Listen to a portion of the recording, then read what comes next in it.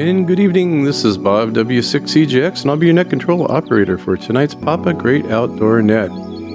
This net meets every Sunday evening at 8 p.m. Pacific. This is a directed net, so please go through net control at all times, and your cooperation is always greatly appreciated. Stations with emergency or priority traffic can come into the net at any time with a double break, and net control will respond appropriately. The Papa system is an open membership-supported system in the Southern California area with coverage from the Mexican border to Paso Robles and from the Channel Islands to Las Vegas, Nevada. If you're a visitor to the Papa system tonight, I invite you to go to papasys.com, that's PAPASYS.com, and register as a guest. With your guest registration, you'll have 45 days of free access to the Papa system. At the end of your one-time 45-day guest access period, we'd love for you to become a subscribed member, continue to use the Papa system on a daily basis, and be part of the Papa system family. However, all amateurs are welcome to participate in the daily, weekly, and monthly Papa system nets regardless of their membership status. Again, this is the Papa system Great Outdoor Net.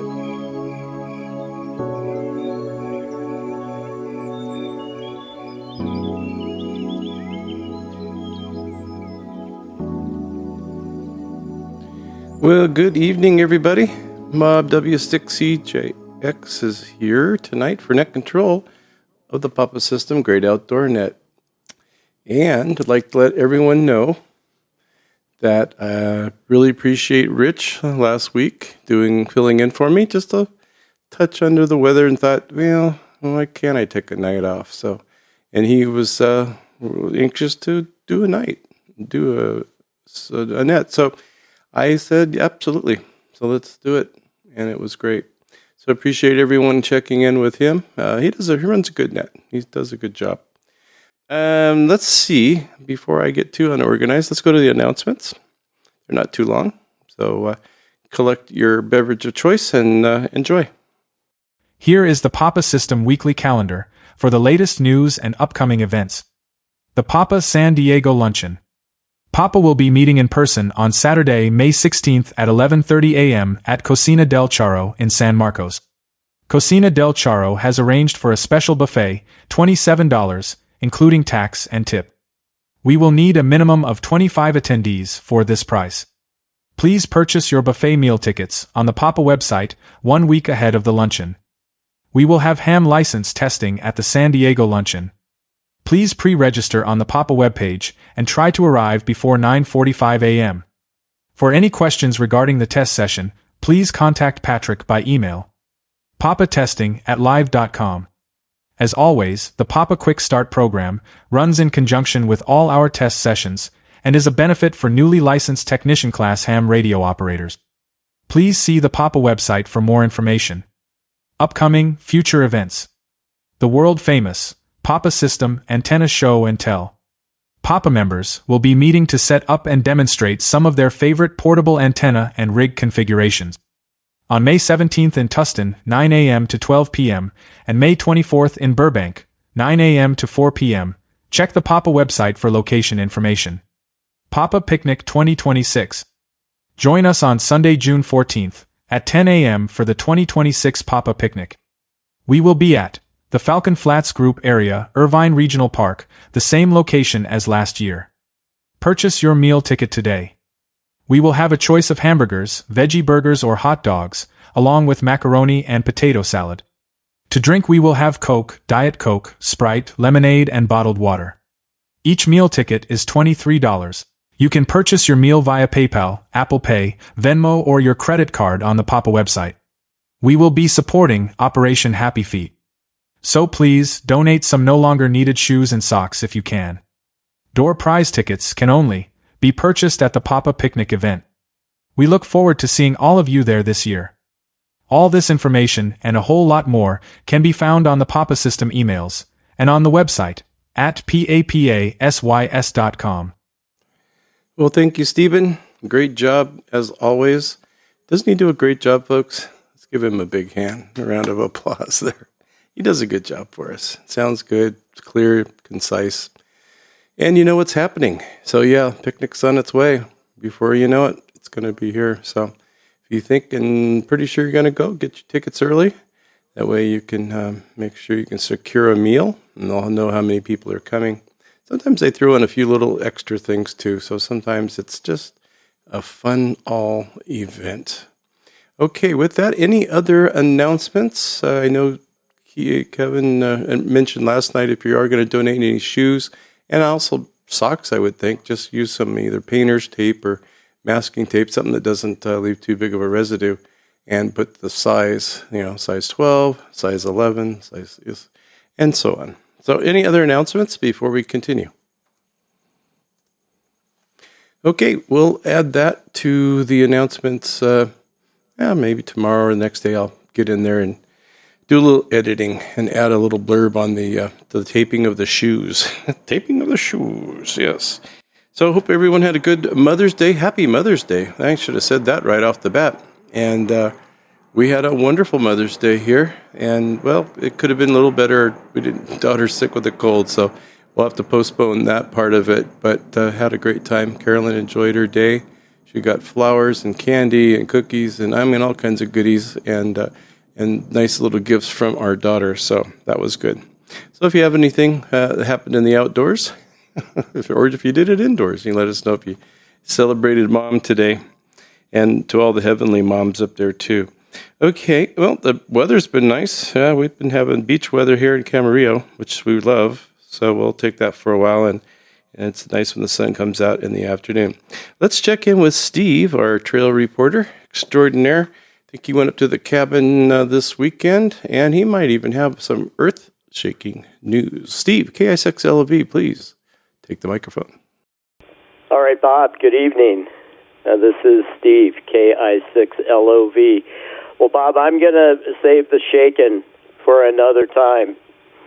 And I do have a story from the trail. On my way into my cabin on Saturday morning, and I've told you this before, that the Upper Winter Creek Trail is not used by all the tourists, but just by real hikers who are going out to do some of the various loops that are available in Santa Anita Canyon.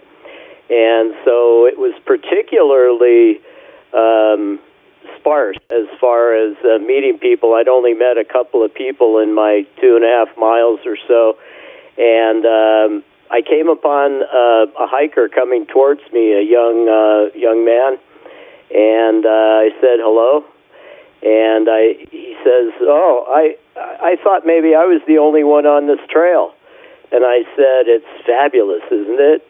And he looked at me and he said, "Well, it's kind of scary." And I looked at him and I asked him, I said, "Well, what are you fearful of?" And he says, "Well, I kind of don't know. Maybe I'll see some animals and I don't really know." And I said, "Well, I'll tell you what, if you see any wildlife, just remain calm." I mentioned this before as well. And I told him if he sees a bear, they're normally just crossing across the people trail and going about their way out under the bushes. They have their own special bear trails. And then he says, "Oh, okay." And I told him, "Look, it's such a blessing to be out here on an empty trail, so just enjoy yourself." And then he asked me one more question. And that was, "What if I see a rattlesnake?"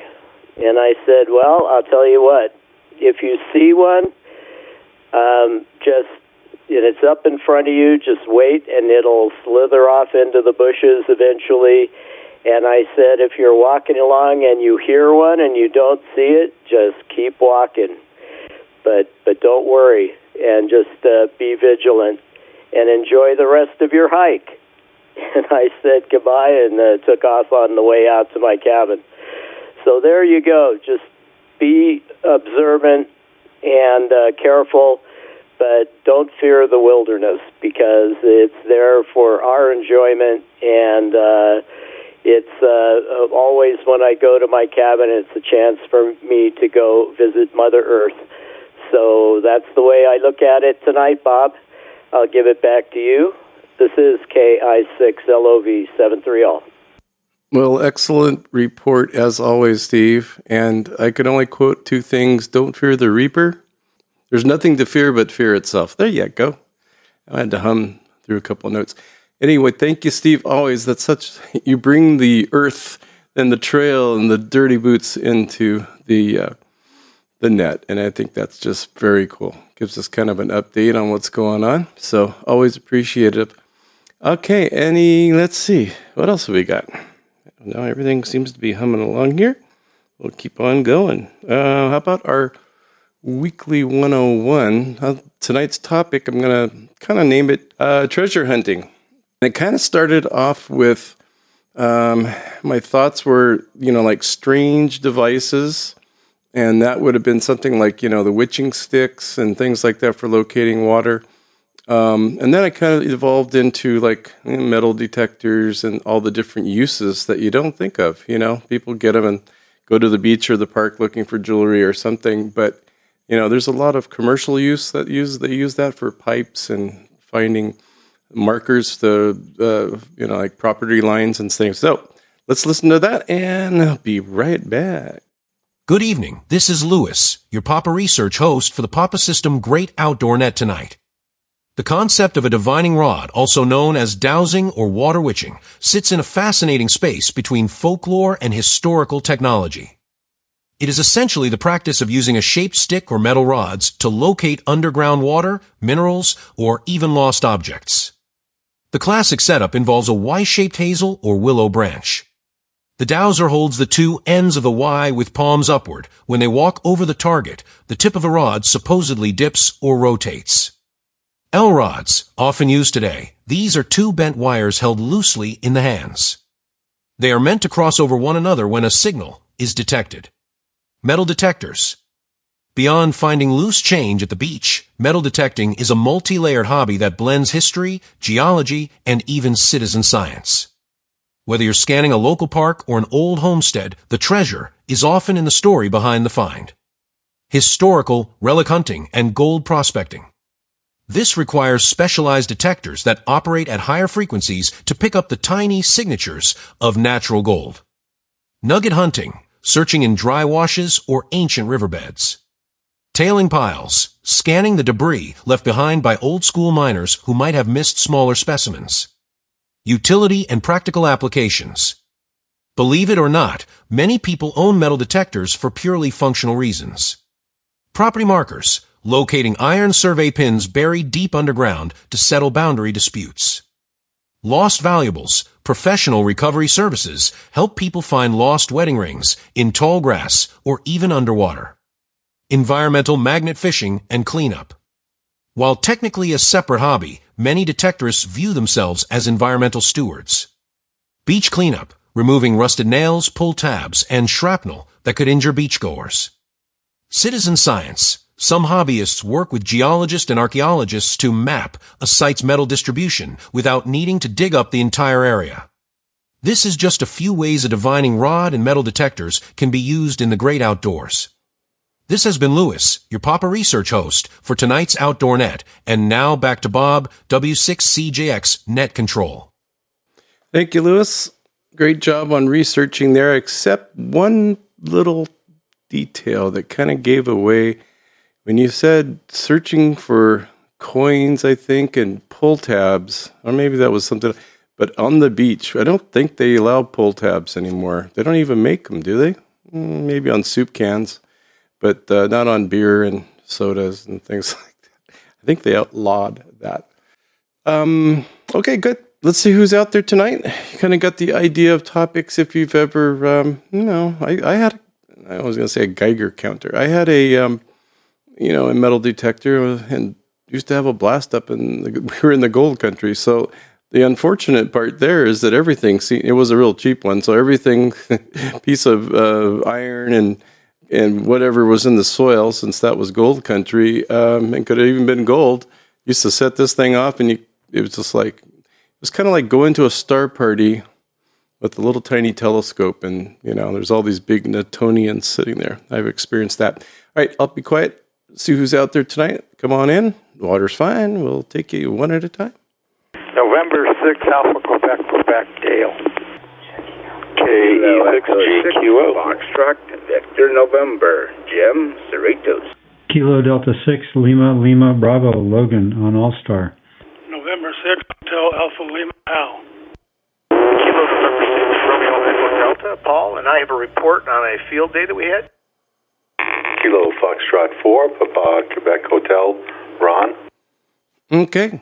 I think that was a good start. I think Paul, I just got a tail end of you there, Paul. Is that Paul from Redlands? I think he even said that, so I know it is. Give us the first part of your call sign there, Paul. RAD. Yeah, hi, Bob and everybody. This is Paul in Redlands, Kilo November 6, Romeo Echo Delta. And before you launch into your topic, I'd like to give the group a report on our Papa Field Day yesterday. That's an outdoor event. Yep, absolutely. We'll put that under the title or header announcement so you can, we'll put you back in that square. Okay, yeah, go ahead and give us a report. We'd love to hear it. Yep, this is KN6RED. So we have our normal Papa Inland Empire chapter meeting on the second Saturday of each month, except when the restaurant that allows us to meet there has something better to do, which means Valentine's Day, Mother's Day, the whole month of December because of Christmas. So we can't meet in the restaurant on those days. So what we decided to do is we're going to have a field day event when we can't use the restaurant. So yesterday was the first time we've done that. We went to Ford Park here in Redlands, and we had about 8 ham operators there. I would have liked to have seen more, but it's quality, not quantity. We had 4 picnic tables that had 4 different, quite advanced HF portable setups, and we must have had 6 or 7, maybe 8 different types of antennas set up, and it was really pretty good. We made a lot of contacts, and the nice thing about it was that people who were there got an opportunity, especially some new hams, had an opportunity to see what some of these HF portable rigs look like. So it was a good thing, and everybody liked it, and we're going to be doing it probably, I would guess, probably 3 or 4 times a year. KN6 RED. Oh, and by the way, before I sign off, I just want to kind of remind everybody that everybody's welcome, club members or not. We'd love to have you come out here and join us. KN6 RED. Back to you, Bob. Well, thank you, Paul. I think that's kind of one of the first reports that I've heard so far, so I appreciate that very, very much. Good to hear you tonight, too, and I just wanted to let you know I've started playing the bass again. So I've got 2 basses by now. They're like handhelds. They start to grow. I don't know. But this one has an extra limb. It's a 5-string. You'll get all that. Thank you, Paul. It was so great to meet you. Well, I guess we did it through FaceTime. Yeah. Well, I felt like I was there. Let's go to Dale in 6AQQ. Have you ever done any, even geocaching? We did that one night, but just treasure hunting in general or anything like that sounds like fun. Go ahead, Dale, and welcome. N6AQQ, Bob. Good evening, and good evening, everybody. I've done geocaching, and I've used a metal detector when I was a kid. I haven't used one since. But anyway, that's my story. That's sticking to it at 6AQQ. Thank you, Dale. Yeah, that's great. Yeah, I know. I think we all kind of had them. And of course, they weren't really that good back then. I remember, I think mine had the tone, that you can plug in like a set of headphones or something. And then it had the little meter or something on it. But now they're really something else. You can tell it what you want to detect and what kind of metal, and it'll ignore everything else. So that's pretty cool. Okay, well, thank you, Dale, as always, and sound great tonight. Let's go up to Big, I don't know where he is, but I'll assume he's in Big Bear. KE6GQO. What is happening, Monty? Good evening and welcome. Bob and everybody on the net, this is Monty, KE6GQO. I used to participate in geocaching when it first came out. I even wrote software right before the iPhones came out, and it was really popular. People were using that. That was a lot of fun. But I've graduated away from that, and now I'm doing metal detecting. I got 3 detectors. I got Garrett's, and I got Mine Labs. And, I got the sickness, and up in Big Bear to Holcomb Valley or one of the places out here and find square nails and other old mining, paraphernalia. And Bob, thanks for doing the net. Haven't been on for a couple of weeks, but thank you. Back to net. Well, don't feel bad. I wasn't on last week, so there's only 1 week you missed. But no, good. You're doing. That would be tons of fun. I haven't given it that much thought. I don't know that I'm going to get back into it, but even just going to the beach, I know people look kind of weird, and the guys are walking around with their Geiger. Well, they're not Geiger counter. I always want to call it a Geiger counter, metal detectors, and they got their scoop or shovel and thing. And it's not that they don't look weird. I just mean they always get weird. They get weird looks because they're like, "What is this guy doing anyway?" But they find watches and all kinds of stuff on the beach. So yeah, I always thought about maybe, like you said, the square nails. Those are priceless. Those are so neat. Very good, Monty. Thank you. And hope all is well up in the Big Bear Valley. Let's say hello to Jim down in Cerritos, KE6FVN. Good evening to everyone on the net. Jim in Cerritos, KE6FVN. I don't have any outdoor stories tonight other than simply a hello, KE6FVN. Well, I have a simple hello back. How's that sound? No, thank you, Jim. I've always said over and over, even if nobody has anything. Let's say they have nothing. Just like check in, say hi. Let me know you're out there. That's the main thing. Well, not the main thing, but it's a big part of it. No one's out there. I'm just talking to myself. All right, Jimmy, thank you so much. Hopefully get to see you there at the picnic too this year. And Logan, KD6LLB. Mr. Logan, what is up? How's it going tonight? Good evening, Bob, and everybody on the net. This is Logan, KD6LLB, and I'm on All-Star. And, well, first of all, I'm glad the field day went well. It was good to hear from the Redlands from RED there. And, I imagine that was pretty cool. And I know Evo is having an antenna. He's hosting an antenna party, a Papa System antenna party down in his part of the world. Well, it's up if you're down in San Diego, but you get the idea. And I am planning, I'm going to try very hard to get there with as much stuff as I can bring, and looking forward to that. That's next weekend. I think it's Saturday, but you have to check the schedule. As far as metal detectors, I hardly see them anymore. When 30 years ago or 35 years ago or whenever I first came here, they used to be much more common. And the joke was, you'd see a guy in a Speedo with a metal detector, but I don't think gold prospectors wear Speedos, but hey, that's a choice. Anyway, used to see them at the beach, and I never tried them. I also have never found square nails. I've never found anything like that. I didn't have any equipment, but just exploring around in possibly dense woods, I have come across this is in the hill country outside of Austin. I have come across some pretty unexpected things, like places where people had built rock sort of structures that probably were the bases for walls or something. And you've no trace of anything around. And I found old bottles from the Depression era, and pieces of like utensils and interesting broken glass from colored bottles, metal bands that might have been, barrels or something. All kinds of odd things from campsites and things dating back to the Depression era. A couple of the things that I found I actually gave to some people who collect, and they were able to identify them as Depression era. So it was interesting to know that people had, been camping in the area. And this is barely related, but you mentioned astronomy and showing up with a little refractor when everybody else has big Newtonians. And so I bought a green laser, and it is really cool, and it is incredibly easy to see. and I don't have any use for it. If I point it around here, somebody will probably call the police. And so, anyway, I've had it for maybe 2 years, and I'm waiting for a chance to do something interesting with my green laser. So I got to remember to bring that the next time I go anywhere where people won't care.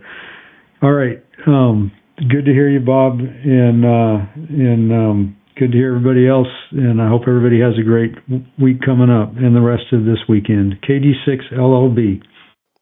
Well, as usual, I had like 5 things I wanted to comment on, and by the time we got to the end, I forgot what the first 4 were. But the green laser cracked me up. Yeah, when your Nat Insects BRV, he early days of Papa Ham Camp. It was actually just him. Oh no, he came another time with a group. That's right. But anyway, and he brought this green laser, and man, that thing, it's a great place to try it out because there's not too many people are going to complain. Maybe the Rangers, but we have a big hill, as you know, on the side of where our camp is. It goes up like 1,000 feet or something, 800, and so he would shine that thing, and it went all the way to the top. Dried grass, whatever you want, a blade of grass. There we go.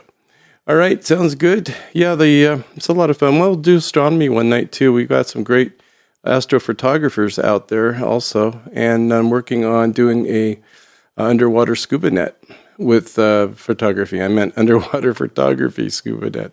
So that'll be fun too.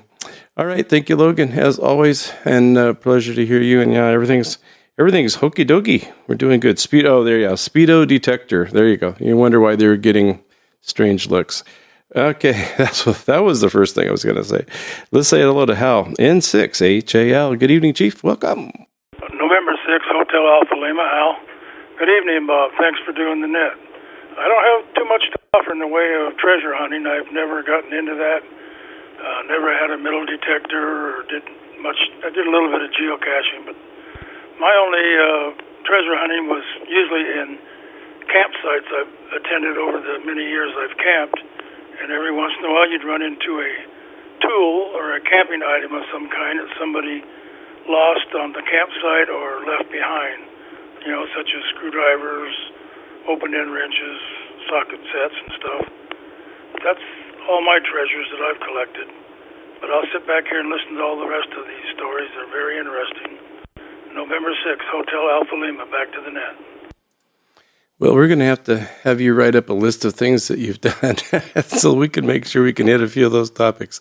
Now, you've had quite a few, definitely. So it's, I didn't know if maybe, I know you spent a whole lot more time in the fire department than I did, but I just didn't know if they used anything like metal detectors. I doubt it, So, yeah, good deal, Hal, and sound good tonight. And we'll look forward to seeing you at the picnic. I think you'll be there. Please, please, please. Let's go back to Paul, just to see if Paul has anything else he wants to add. KN6RED. Well, I think Paul split. That's okay. He did his little thing there. I got to get rid of this here, that for a little while. What else we got? Oh, we got Ron. Ron, you have some splaining to do. Where you been? I know where you've been, but sure enjoyed those pictures and shared from the road. So let us know what's going on. Go ahead, Ron. KF4PQH. It's KF4PQH coming in from Locust Grove, Virginia. Yeah, I've been on the road for a few days. We took off, and last weekend my grandson graduated from the University of Cincinnati on Friday with a degree in biology. And then on Saturday, he accepted a commission as a second lieutenant in the Ohio National Guard. And his other grandfather, who had been a Top Gun fighter pilot in the Navy, retired as commander, administered his oath to him. And I had the privilege of giving him his first salute, which just made this old Spec 4 grandpa real happy. Yeah, it was a good trip. Great to get back in the motorhome for a little while. But as reminded me, I'm kind of challenged doing setup and takedown.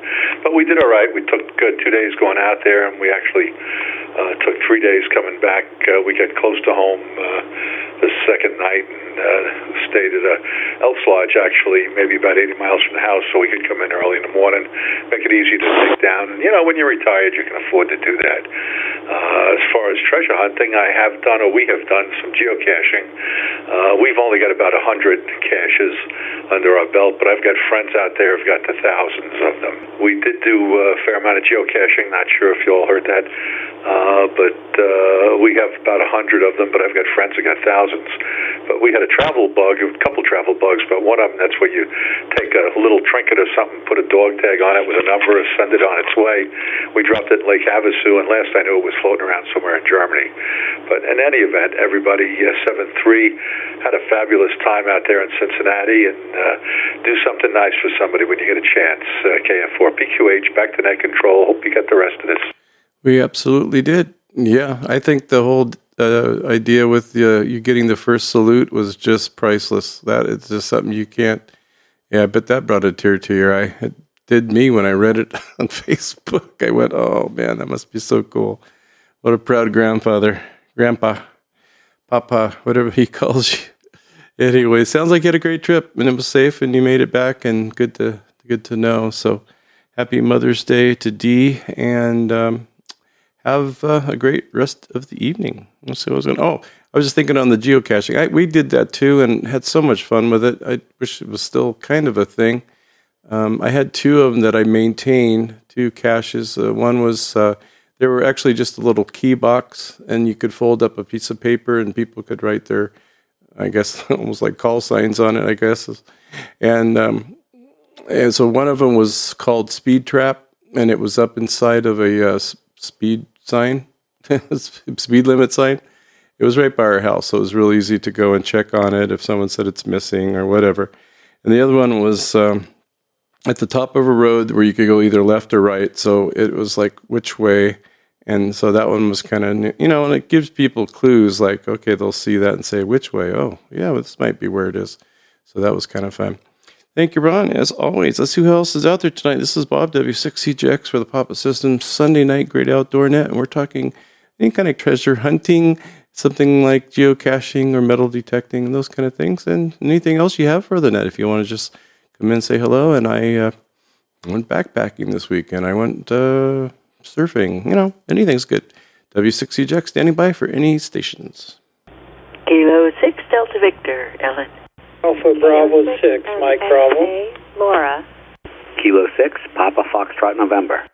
Alpha Bravo 6, Mike Bravo. Okay. I'd let that drop for a little bit so we can get everything reset. That round I picked up Ellen, K6DV, Jeff, AV6MB, Laura, KN6MXA, and K6PFN John. You'll say hello to Ellen for K6DV. Welcome, Ellen.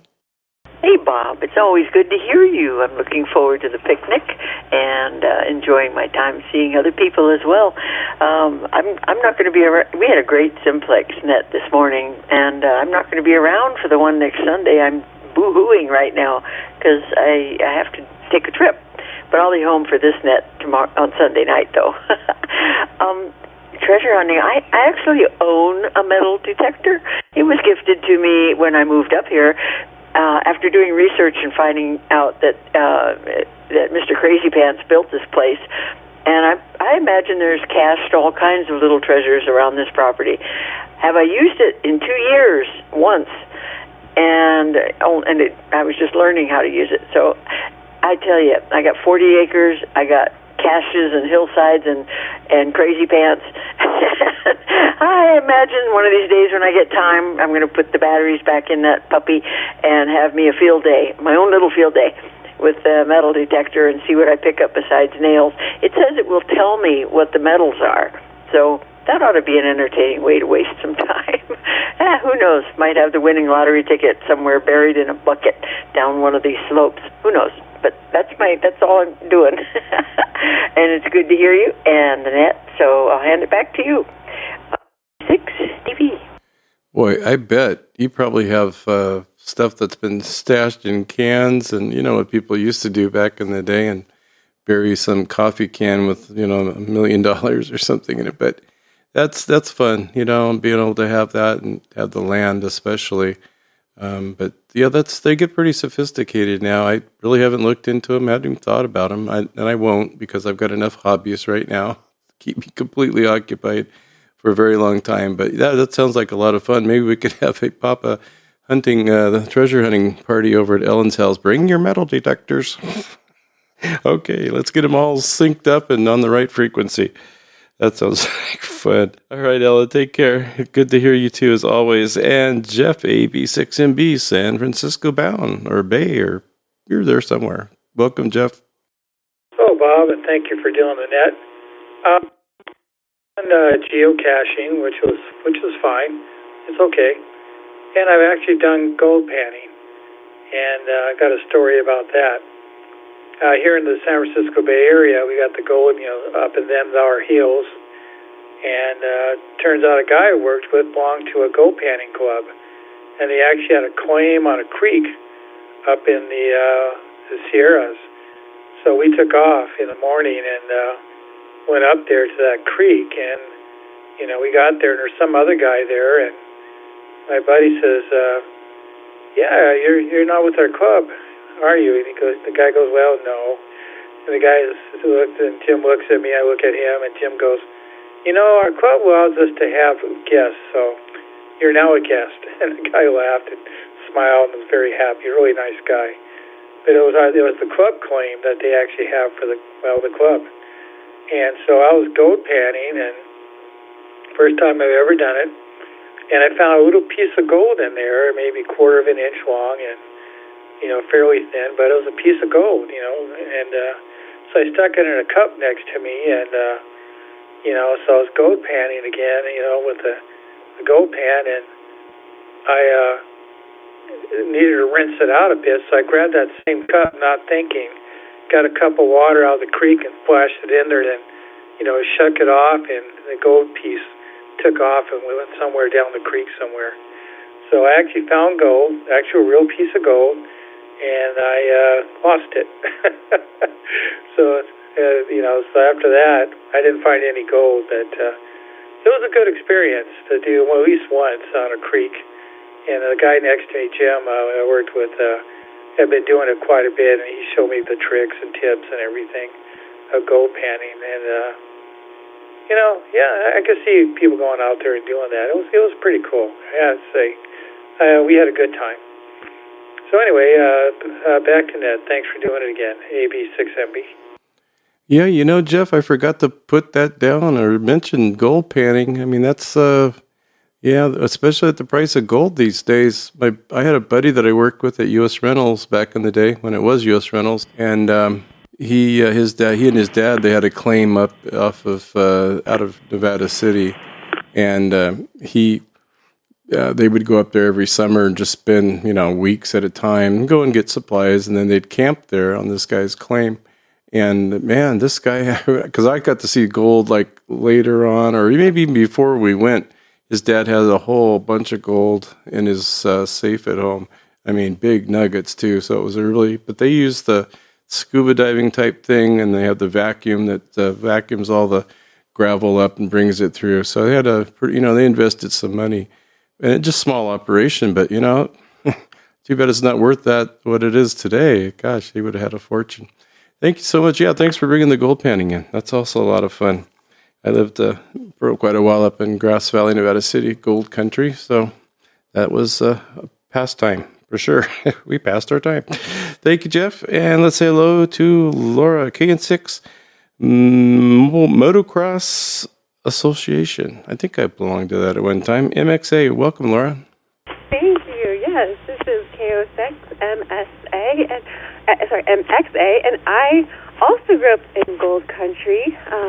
On the western foothills of the Sierras.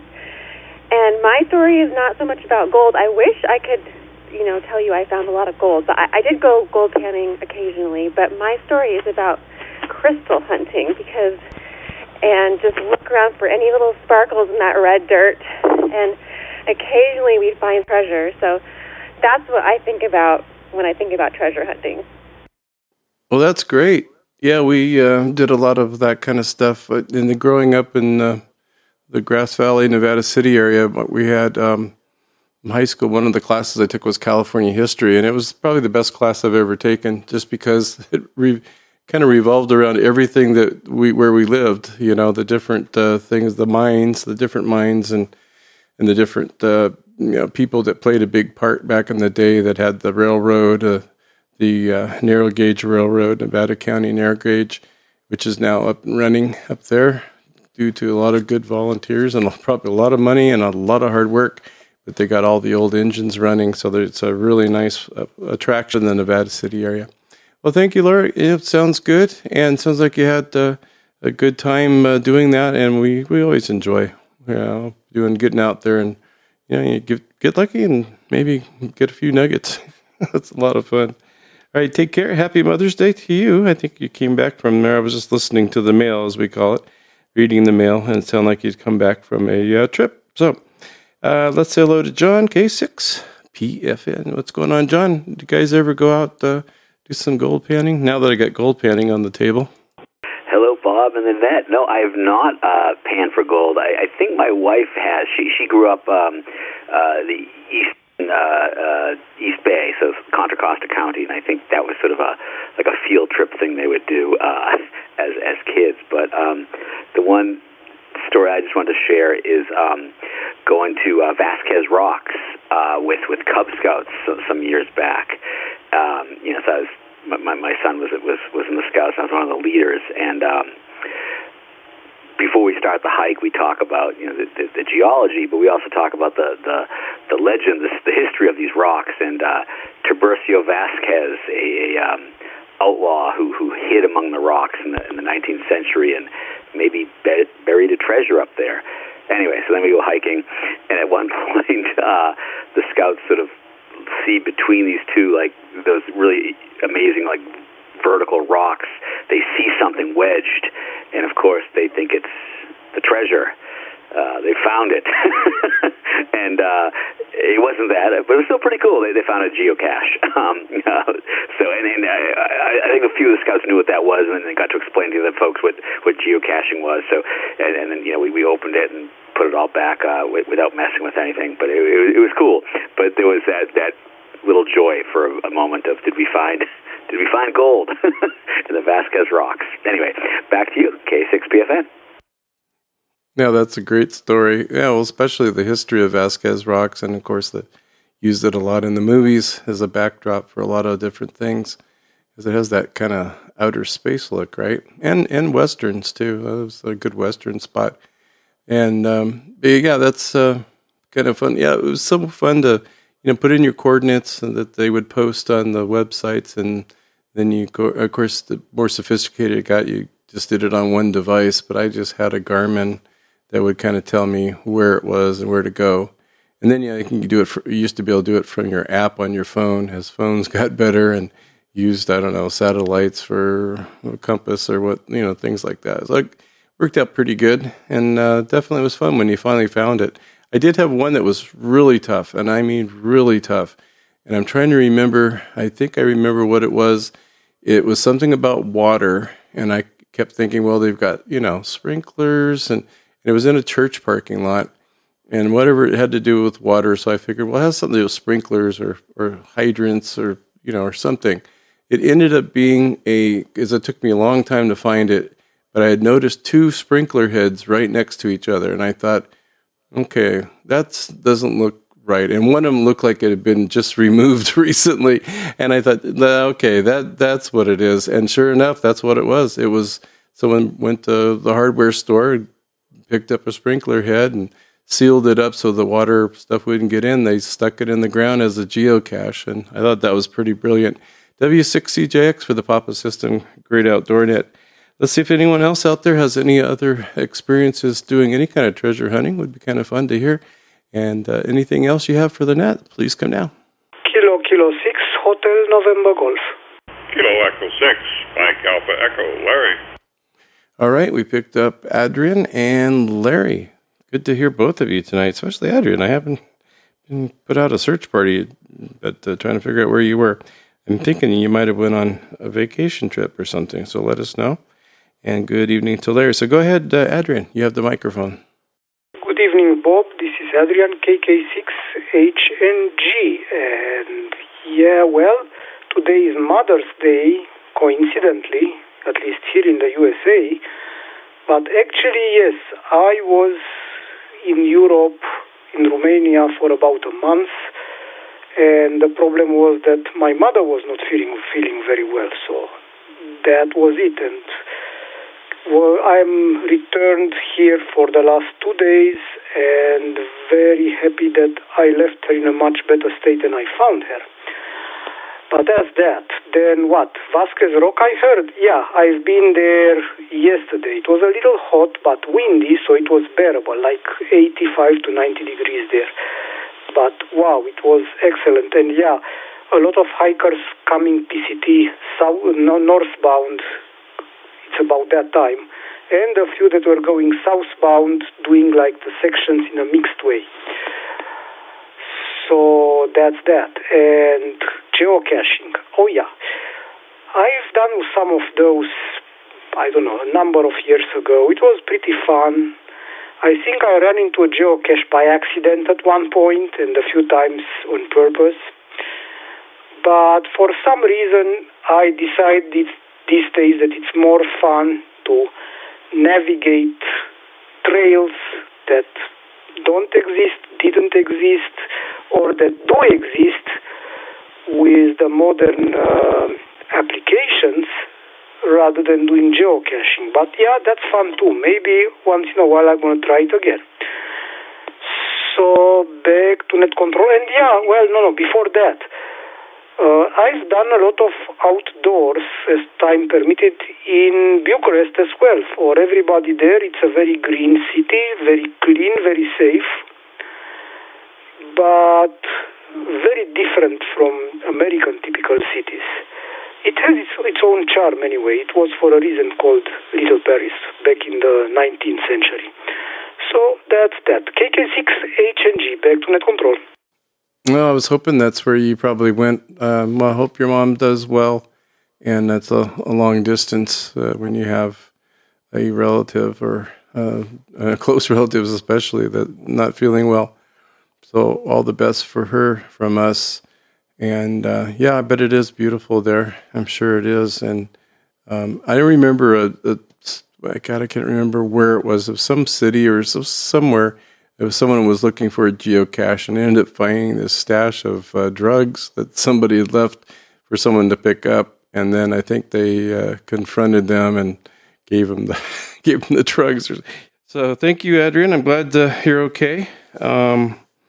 And we'll have to start thinking about the island trip soon. Figure out what we're all going to do. We have, reservations for a couple sites. So, and if we could even encourage a few new people to come, that would be fun too. So we'll see how it works out. And thank you, Adrian. KE6MAE, what's going on, Larry? How are you doing? How are you progressing? And great to hear you tonight. Take it away. Well, good evening, Bob, and everybody in the net. I was just going to sandbag tonight because I didn't have anything to contribute to metal detecting, but then I suddenly everything turned to geocaching. I did that from 2009 to about 2013. I think I had over 6,000 finds, and I think I had about a couple hundred. But that was down in Yuma, Arizona, when we lived there for a while. When we moved back to California, it was just too hard. Caches were too far away, too much traffic, and it just wasn't fun anymore. Out there in the desert where you was pretty well on your own, finding caches, whether you're hiking across the desert or jeeping across the desert, that was a lot of fun. But not when we got to California. So I gave that up. But it was a lot of fun while I did it. I'm progressing fine, by the way. I've been home a week now from the skilled nursing facility. Getting a little bit better each day. Still need a walker to get around, but hey, one of these days I'll get to throw that away, Bob. All righty, that's about all from here, so I'll turn it back to you, Bob, KE6MAE. And when you do, we'll be here, and we'll applaud you for doing it. So that's great. I'm glad you're progressing, and you're at home, and the alternative to walking is not walking, so I'm glad you're walking. And with walker or not, I have to use that once in a while myself as things go out. Thank you for being there, and as being there all through your recovery. And boy, I mean that's really wonderful that you were able to do that. You didn't even have a radio there for a while, so that great dedication. Hope to hear you and see you soon. I don't know if we'll see you at the picnic or not. It might be a little too soon for that, but we will see. One way or another, we'll get to see you again. All right, this is Bob at W6CJX, your net control station for the Papa System Sunday Night Great Outdoor Net. We're talking geocaching, gold panning, metal detecting, any kind of treasure hunting that you might have done in the past out there in the great outdoors. So let's leave it open for any other stations before we maybe call it a quits. Eagle Oscar 6, India Lima Mike, calling. Colin, my boy. Hi. Glad to see you or hear you.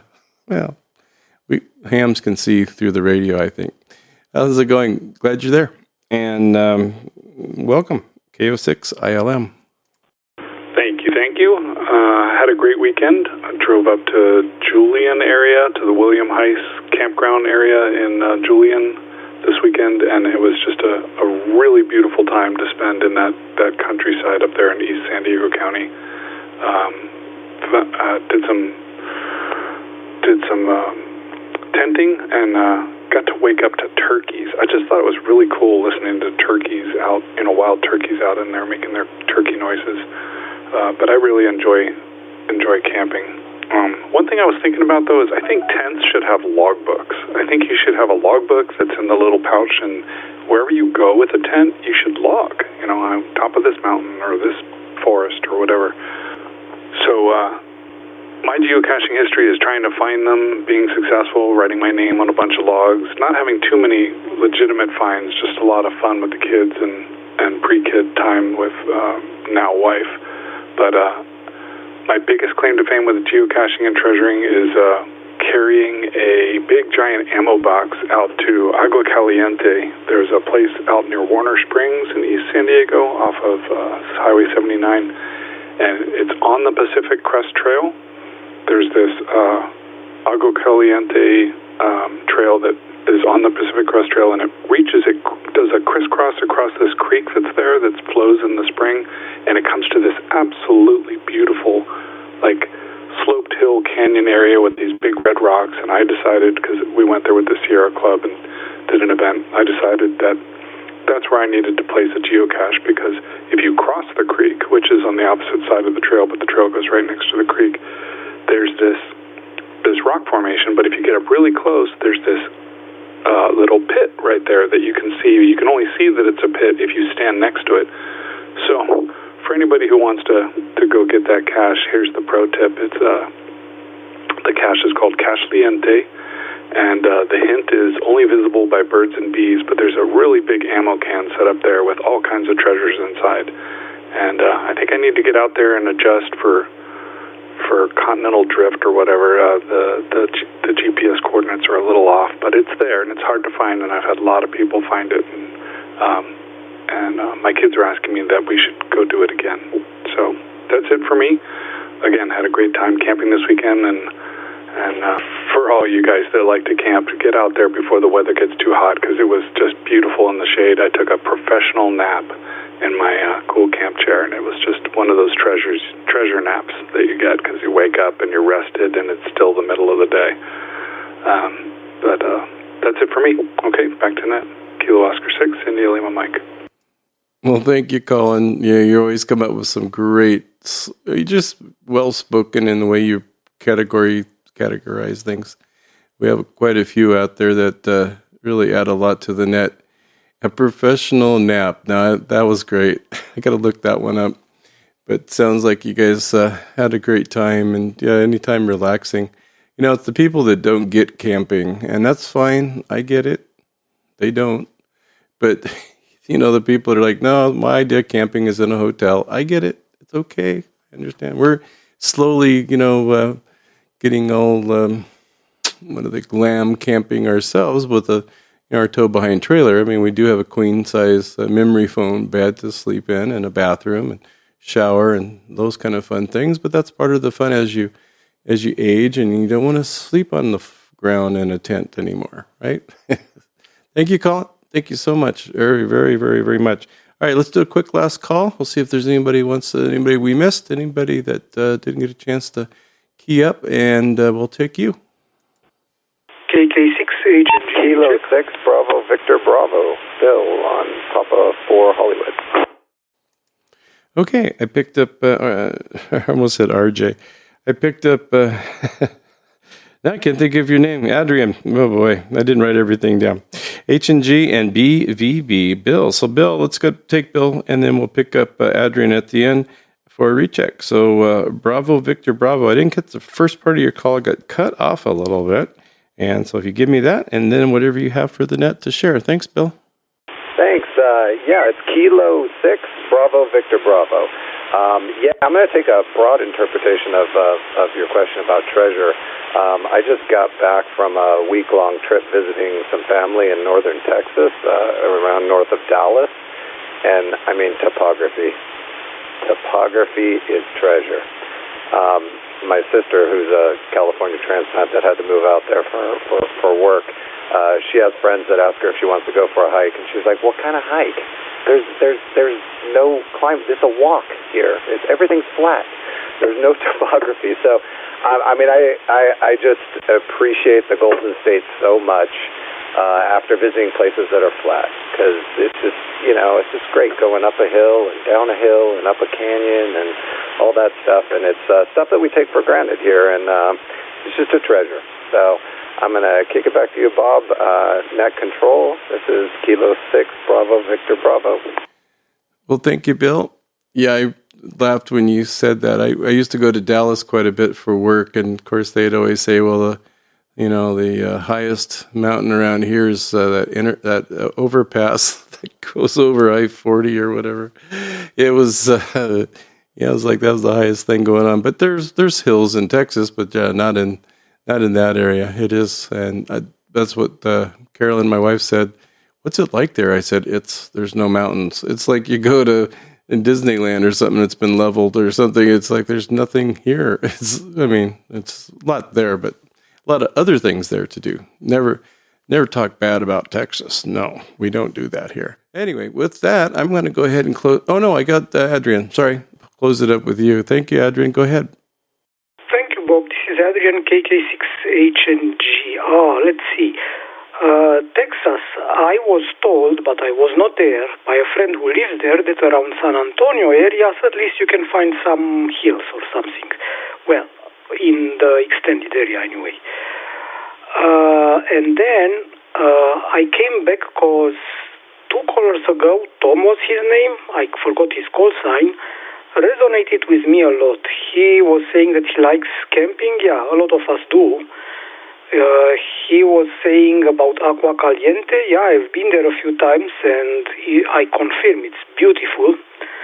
But the most important, he said, we should mark the places we camp. You know what? That's pretty much what I do, especially when I did it in the Sierras. I marked on the GPS pretty much all the good campsites that I've seen, and definitely those that I camped into. I guess it's fun. KK6HNG, back to net control. Well, every year that we go out to the island, I always mark my territory too. It's a long ways over to that darn bathroom just to go. Yeah, you get the picture. So, yeah. I was just picturing Adrian running around the campground just peeing on a tree. No, I get it. I know, a log. We do that with our trailer. We'll bring in our receipt from the trip, and then Carolyn's got a log, and she'll log in what date we went, what campsite, whatever, unusual things might have happened, like that one time in July when we saw the rattlesnake. That was pretty impressive. Okay, with that, let's see if we have... We do. We have crickets. They're there. Welcome, crickets. They missed me last week, I think, but I did hear some that I had loaned Darren some crickets, and so he was able to help out with that. I want to thank everybody for checking in tonight. Really great. It wasn't the best subject ever, but it was something. I always try to keep it fresh and almost new. Might go back into some of the old outdoor net logs where we maybe we haven't put it on the internet as far as an archive goes, and that way we could maybe redo some of those, because those are some really good nets, and see what people think about it. And I want to thank the Papa System for allowing us to do this net and all the nets, and of course allowing me to be net control. I mean, they can pull the plug at any time, and we don't want that. At least I don't. I need the money. Just kidding. But thank you, Cecil. Thank you to the tech team. Thank you to all the other net controllers. And now I'm going to fade away with the crickets, and I'll say 7-3 and return the system back to normal amateur use. Have fun out in the great outdoors.